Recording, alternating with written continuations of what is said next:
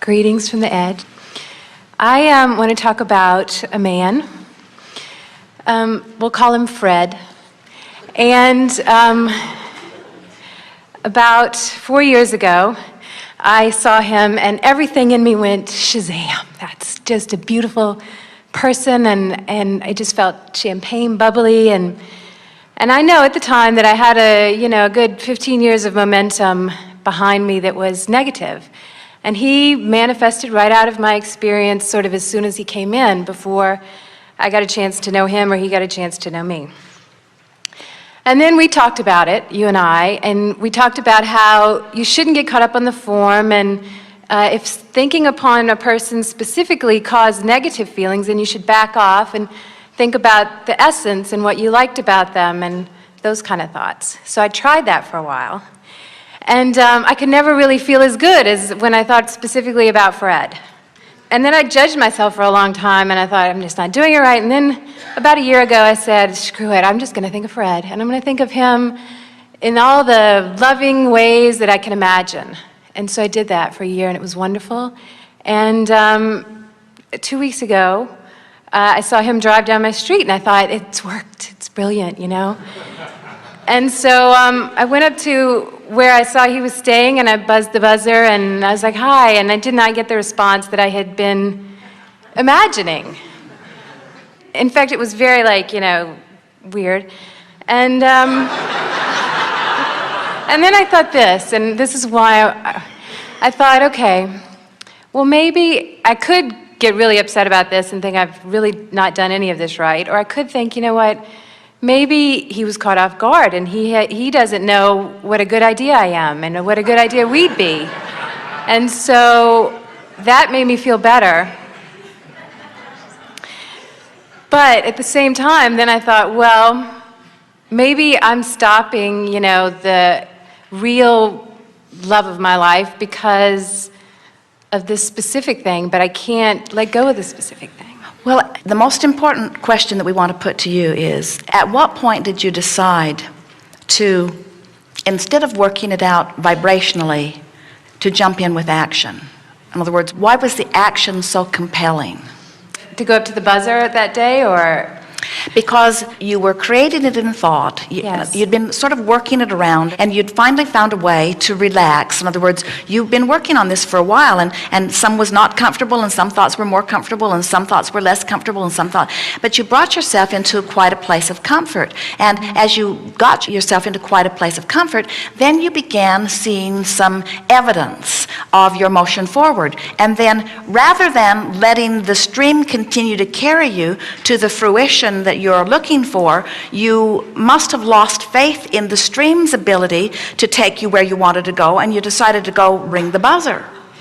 In other words, so this is just our way of saying to you, you don't have the timing that the universe has. So now you want to say, well, is the universe really taking me to Fred? And we say, if you can trust that the universe knows all the good stuff you got from Fred, and all the good stuff you got from John, and all the good stuff you got from Jim, and all the good stuff you got, if you would accept that you've been sifting through the sands of men for quite a very long time, and that you have created a magnificent relationship of which Fred is a part, but not all-inclusive. In other words, there's stuff that Fred has that's really active and dominant in Fred that is nowhere a vibrational match to what's going on in your vibrational escrow. So meanwhile, the universe knows full well what you want and knows where all of it is, and is calling you toward it and giving you evidence that you are focusing well. But all of a sudden, you want to jump in with both feet and with all of your action and go ring Fred's doorbell, and the universe is saying, wrong doorbell, wrong doorbell, wrong doorbell, Okay, wrong doorbell. This is the idea on that. I want to go, well, if Fred's not right for me, shouldn't I get to have some experience with Fred and then go, okay, no, thank you, Fred? Why does the universe get to say, Fred's not yours?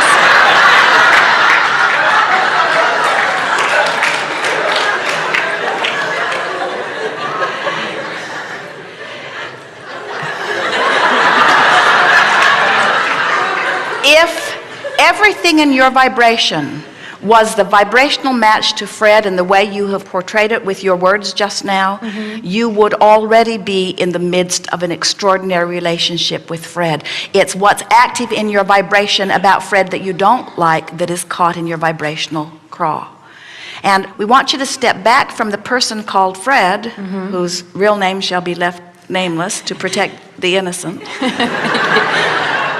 We want you to step back from the specifics of this and just accept that through all of this that you are creating something wonderful. What we're really encouraging you to is more patience and less action for a little while. But there's nothing wrong with the action. In other words, you jumped in with action, you got a rebuff or a response that you don't want, which kind of set you back a little bit. We're not encouraging you not to go ring the doorbell and take the action because you're doing something wrong and you'll mess up your creation. We are just encouraging you to let the flow carry you a little further until the inspiration to act is so compelling that nothing can keep you from it, because when you respond in action under those conditions, then you don't get the rebuffs. In other words, if you act too soon before the energy's lined up, you almost always get a backlash. And that is the whole point of the art of allowing. The art of allowing is just release the resistance and allow. Releasing resistance and allowing are the same thing. Release the resistance and therefore allow. Release the resistance and therefore allow. Release the resistance and therefore allow. Release the resistance and therefore allow.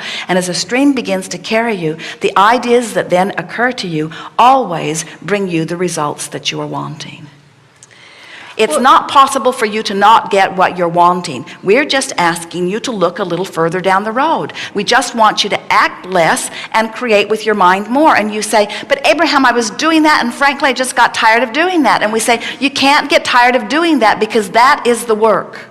Even now, you got to start again from where you are. You rang the doorbell, it didn't turn out well. Now you start again and you say, it was easier for me before I rang the doorbell. Now I've got that to overcome. And we say, but still you can, but still you can, but still you can. And as you do, more things will come your way.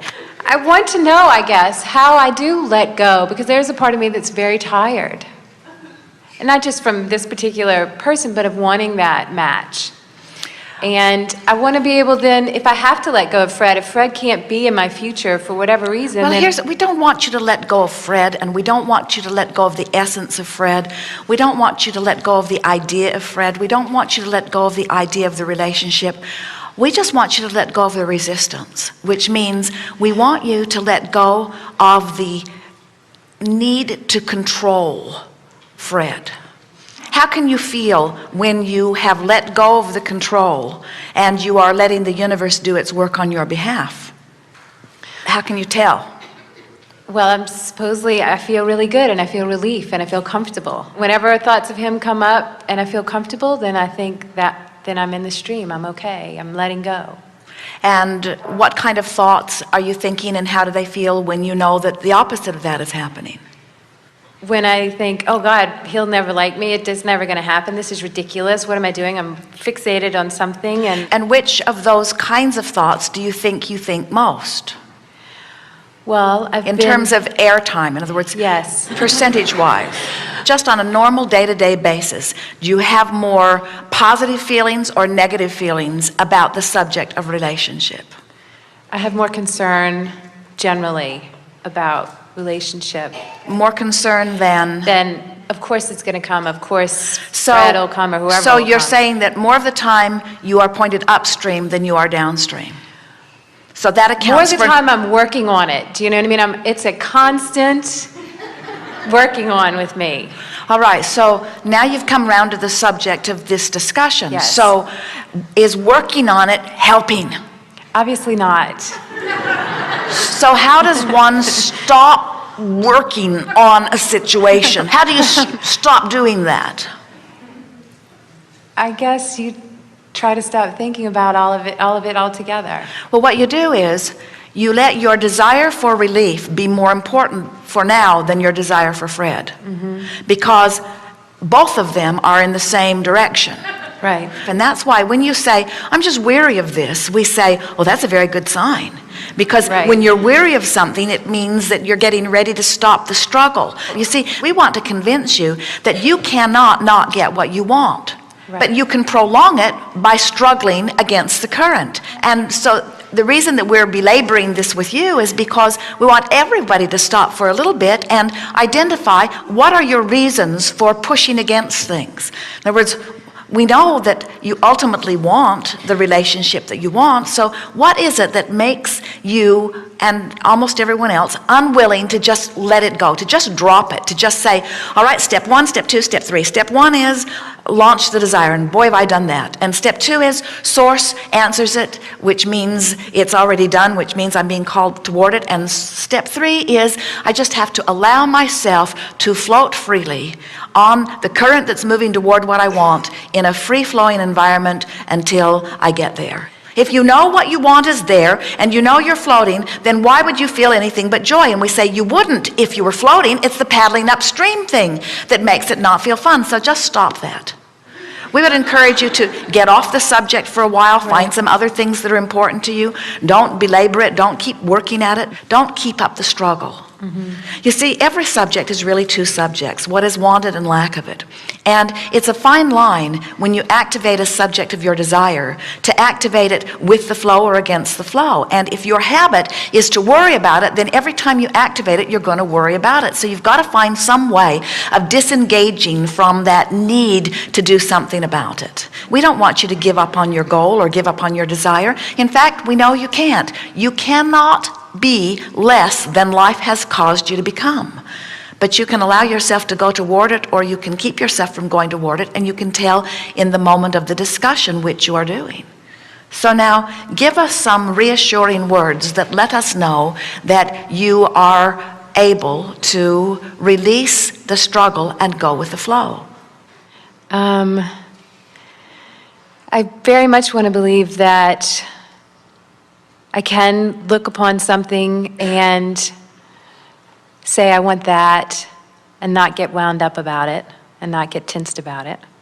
I want to be able to create specifically one day. I want to figure out how I can create specifically and be letting go at the same time. That's the question of the day. In fact, it's the question of this workshop. In fact, it's the question of creating. It's the best question we've ever heard. How do I find my place within this? If the universe is orchestrating and if I am deciding through the deciphering, then how do I know when I'm getting in my own way? And we say tension starts to come over you. How do I know when I've gotten out of the way? I start to feel more relaxed. How do I feel when I'm hindering it? I don't trust it. How do I feel when I'm helping it? I feel more trusting. How do I know when I'm going with the flow? It's fun. How do I know when I'm not? It isn't fun. How do I know when I've let go? I feel good. How do I know when I haven't let go? I feel tense. How do I know when I'm free-flowing? I feel ease. How do I know when I'm pushing against the current? I feel tense. How do I know when I'm succeeding and I'm going to get what I want? I'm flowing free. I'm flowing free. But Abraham, I'm flowing free, but I don't have Fred. So how do I know it's working? And we say, because you're flowing free. Right. Flowing free has to be what you're after. Yes. Fred's downstream. If you're flowing free and Fred's downstream, what's inevitably going to happen? I'll run into him. You will. And when you do, it won't be something that you've orchestrated in a way, it won't be false, it won't be contrived, it won't be manipulative, it will be a rendezvous that flowing streams have orchestrated. And when it happens, and I come into contact, and I recognize and I see through the way that I feel the perfection of this relationship, I won't say, are you Fred? Because it won't matter. Right.